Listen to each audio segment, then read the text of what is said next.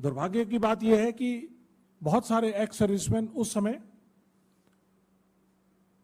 मोदी जी के जुमलों के झांसे में आ गए।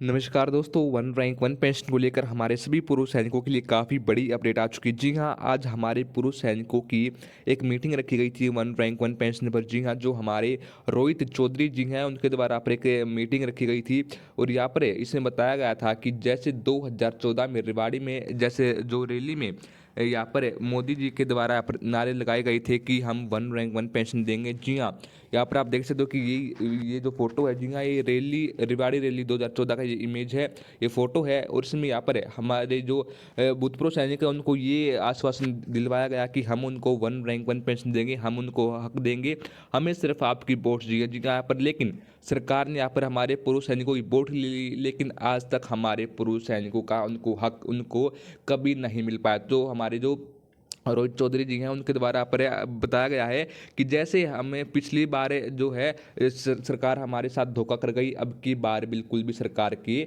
बात नहीं माना गया, सरकार के बिल्कुल भी आश्वासन में नहीं आना है, बिल्कुल भी धोखे में नहीं आना है।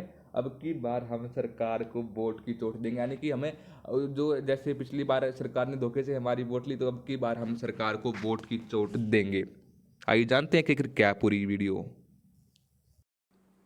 और उन्होंने सोचा कि ये Modi ji one rank one pension जो है उसको इम्प्लीमेंट करेंगे, और हम लोग उनसे मिलने गए तो उन्होंने रेवाड़ी में रैली करने से पहले 2013 अगस्त में जो रैली की थी उससे पहले हमारे डेलीगेशंस जो गए उनको कहा कि हम आपकी ये डिमांड 100 दिन में पूरा करेंगे, पहले 100 दिन के अंदर।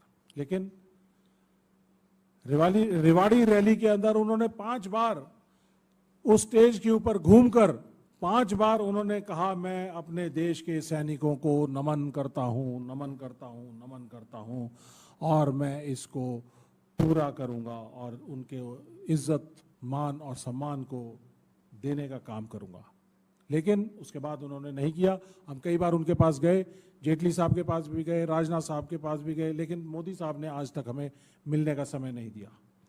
और अल्टीमेटली हमें 1.25 साल के बाद, 100 दिन की बजाय 1.25 साल के बाद हमें 2015 में जंतर मंतर पर आकर बैठना पड़ा, लड़ाई लड़ी और अनशन पे भी बैठे। आमरण अनशन चल रहा था, बिहार के चुनाव आ गए सितंबर 2015 में, तो घबरा गए।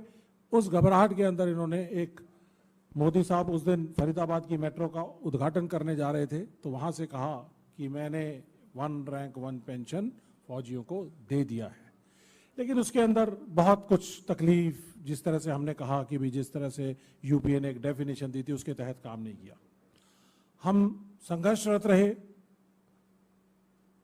जंतर मंतर पे बैठे रहे, और आज भी हमारा तकरीबन 3000 दिन हमारे जंतर मंतर पर पूरे हो चुके हैं, लेकिन आज तक हमें वो OROP कहीं दिखाई देने को नहीं मिल रही है।